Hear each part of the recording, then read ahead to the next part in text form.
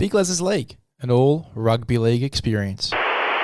Hello, welcome back to Big LEZ'S League, an all rugby league experience. I'm your host, Big Les. Welcome to another episode of The Drawing Board, your round 3 review.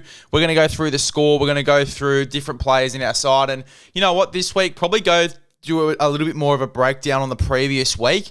I feel like we jumped the gun a little bit and it actually hurt my SuperCoach, especially in what was a massacre week, which we'll get into in a second. But you know, I made trades too early in the week. I made final decisions too early on the week and, you know, sort of set and forget sort of stuff. And it really did hurt me because the guys that I had traded in went really poorly. So definitely need to take my time, have a look at different things and make sure that I'm 100% on my team and make changes a little bit later in the week rather than making trades straight up and then just leaving it set to forget, not looking at team lists and buys and things like that.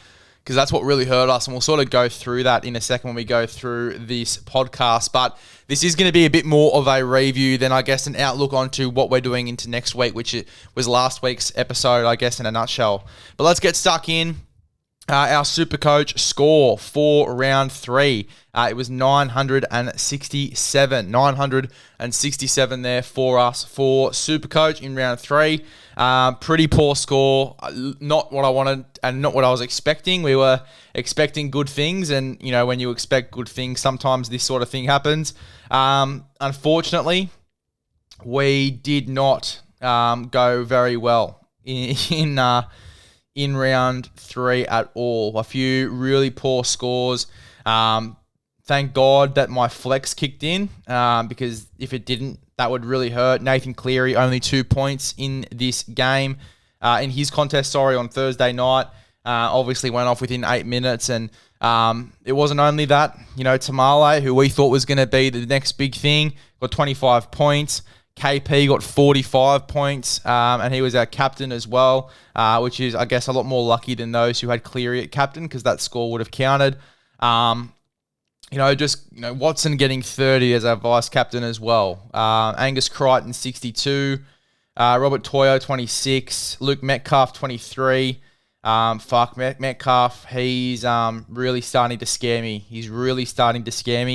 We had guys like Shibasaki not playing and he got 60 points. He's definitely going to be in my side this week.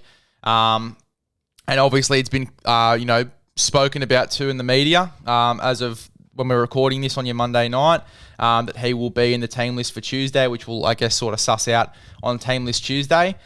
But yeah, just a lot of poor decisions on my end in regards to, you know, making trades too early and then picking and sticking.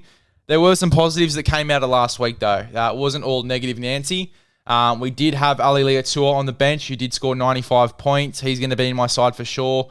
Chanel Aristevita, we traded him in last week as our backup 6. He got 50 points. He was only supposed to be a temporary thing. He's going to have to stay in the side for another week. We did have, who else went well? Jamie Humphrey, 79 points. Terrell May, 73. Adam Fanor-Blake, 61. We had some decent scores in there. Horsburgh only got 58, and in a losing side, they got pumped for him to get 58. I think he's still pretty good, if that's going to be his low. Yongi got 57. It wasn't all bad, but to get that 967 score, we definitely have a lot to work on going into this week. Now, I have made some trades. They are temporary. We might undo them, but I have traded Adam Fanor-Blake. We've lost way too much money on him. He was around the high 700s to mid 800s. He's now gone down to 688k. I've lost way too much money on Adam Fanor-Blake. It's time to get him out. It's time to go to Payne Haas. So we've gone to Payne Haas.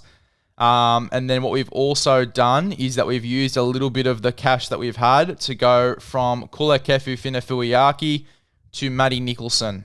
I just feel like Matty Nicholson, he gets to a ton of work. I feel like he is going to get some decent scores over the next few weeks. As I said, these are temporary changes at the moment. And we'll obviously make our final decision a little bit later in the week. But that's what we're going with. We were going to use another boost this week. We just thought, it's too early to be doing 2 boosts within 2 weeks. We sort of didn't want to go that hard. We want to keep it a little bit conservative. conservative enough, you're still making, 2 changes in this week. But these changes, I think, had to be made. I think going into next week, the changes I'll look to make pending cap space will probably be to somehow go from Shinola Estevita to a Cameron Munster. And that will depend on how Shibasaki goes, because that might give me an excuse to maybe trade Ali Leatua if we're getting a similar output from Shibasaki there for 200 less K. I need to see a better score as well from Robert Toya, to be honest. It's going to be hard without Cleary this week. It's going to be very, very hard. We're going to take a real risk and captain Tom Trbojevic. Obviously, no Callum Ponga this week as well. So we've got 2 massive outs. As I said, we sort of alluded to it at the start, but I think the mistake that I made going into this week was that I had a pretty decent score. I wanted to be better. I'd made 2 trades. It was set and forget. I didn't look at draws. I didn't look at anything like that. And I just made those trades. It was a pretty much freak decision. And now Callum Ponga, I've got him out with the bye. I've got Isaiah Yongi still, who I'll probably look to get rid of once his price goes up a little bit. And I'll go from him to maybe a Gutho, because Gutho's going quite well at the moment. But yeah, these are sort of what I'm thinking at the moment. These aren't final decisions. But we will have to wait and see. I might even go from a Metcalf to a Cameron Munster, to be honest, depending on his score this week. His break-even this week, Metcalf, what is it? It is 38K. So, yeah, we might be losing. Oh, no, he's got a break-even of 2. It's 38K at the moment. It's set to go up 38K. He is currently, break-even of 2. We'll get money from Metcalf this week and probably look to trade him for a Munster. So, Metcalf to Munster, Yongi to Gutho. We are going to have to probably sacrifice Ali Leatua to do that. But I want to see Shibasaki have a decent output and get a decent score again on that left edge for Brisbane before I make that decision. And we need a good output from some of our other guys here in Campbell Graham in Lomax. Lomax had a huge week last week. Tamale needs to get a better score because his score last week just wasn't up to scratch for what we thought he was going to be. So that's what we're thinking at the moment. We will have to, I guess, go back to the drawing board a little bit later in the week. But yeah, the changes that I've made so far, guys, in regards to trades, these aren't final. But I've gone from Adam Fanua-Blake to Payne Haas, and I've gone from Kulakefu Fuiaki to Matt Nicholson. Let us know what you're thinking. Let us know what trades you're thinking of making this week. I am going to wait. I'm going to have a little bit of a deeper look into score, draws, buys, things like that. And make a bit more of a firm decision, I guess, at the back end of the week or maybe on Thursday morning, and put the trades up on the Instagram page. Projected score going into round 4 is 1,064. We'll have to wait and see. I think we'll get around that, if not 1,100.